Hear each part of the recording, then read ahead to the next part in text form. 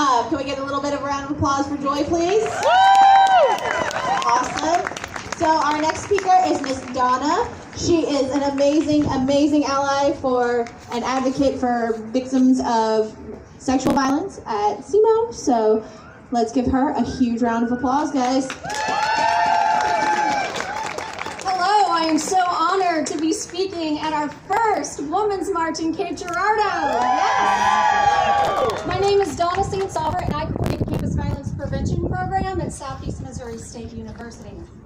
I'm a licensed professional counselor, and so I spend time with students who've experienced interpersonal or sexual violence. We're talking about harassment, stalking, dating violence, domestic violence, sexual assault, and rape. A large part of the reason why I have my job is because of Title IX of the 1972 Education Act, which prohibits the discrimination based on sex. So when this happened in 1972, we were so excited. Women could go to college, women could play sports, women could run marathons. We had been fighting for decades for these rights. But when we arrived, we were harassed, not just by our colleagues, but also by our professors. We were grabbed, we were poked, we were assaulted, we were penetrated. And that's not acceptable. So we went to the courts, and in the 1980s, it was determined that indeed sexual harassment is a form of discrimination and covered under the Education Act. So we celebrate it. But still, we had so much violence, we could not walk in our rights. So we went back to the courts, and it was decided that indeed sexual assault is sexual harassment, which is discrimination. And it was keeping us from having our right to education. But still, today, 1 in 5 women who are in the university are sexually assaulted during their time at the university. This is unacceptable. The legislation is not enough. The court rulings are not enough. We need constitutional protection. We need the Equal Rights Amendment.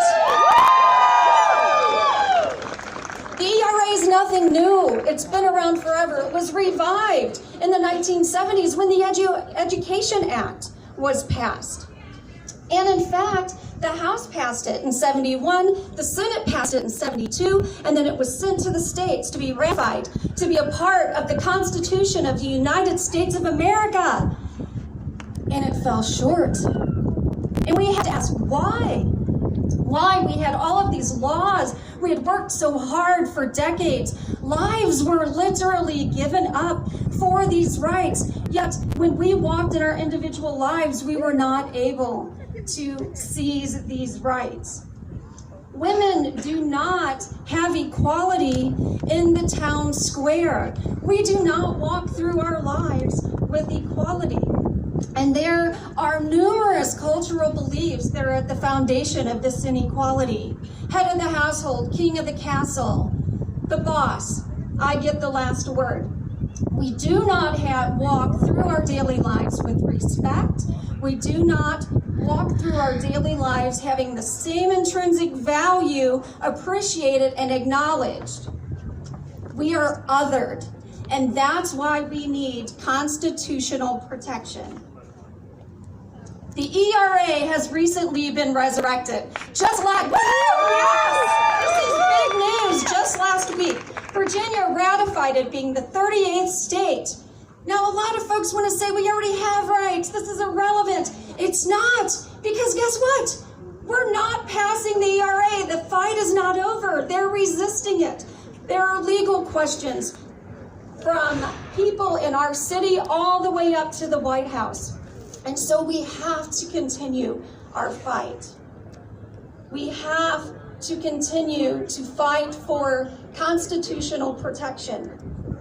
Now, I have a dream, right? I envision a day when my granddaughter is a grandmother and she's speaking to her granddaughter and she tosses her head back and she laughs at the ludicrous notion that when she was a child, that women were not protected by the Constitution of the United States of America.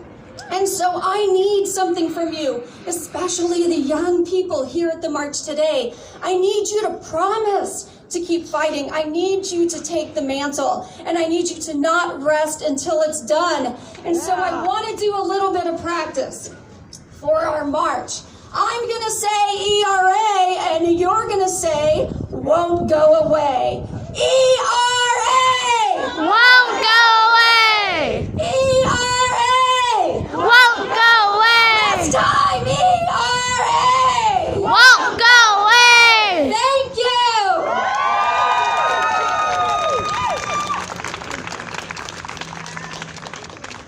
Very motivating. Woo! That makes me hype, man. Hype. Woo. All right, and our last, but certainly not least speaker of the day is Mahala Pittman, and they are an advocate for Planned Parenthood of the St. Louis region.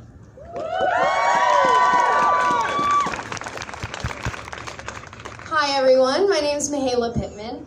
I'm 19 years old and I'm a musical theater major here at Southeast Missouri State University. I am so honored to be standing in front of a crowd of beautiful, unique, courageous, and powerful women I can only hope I will become. Okay. When I think about the most powerful women I know, I think firstly of my mother, a single parent with 2 children, working tirelessly to give me the amazing childhood that I had. Mom, I thank you so much. Everything I am is because of you, and I would work every day for the rest of my life if it meant you never had to work again. My mother raised me with values of being strong, but vulnerable when necessary. Being kind, but standing up for myself and others when needed. And asking for help, but not depending on anyone for anything, much less a man to take care of me.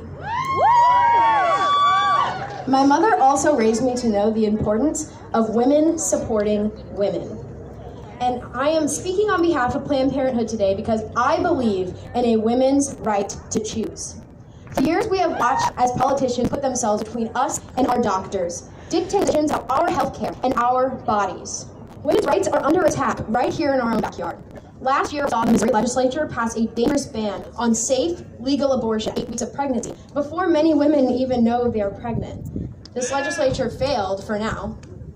Our own unelected governor dropped thousands of families across the state from Medicaid, one of those families being here in Cape Girardeau.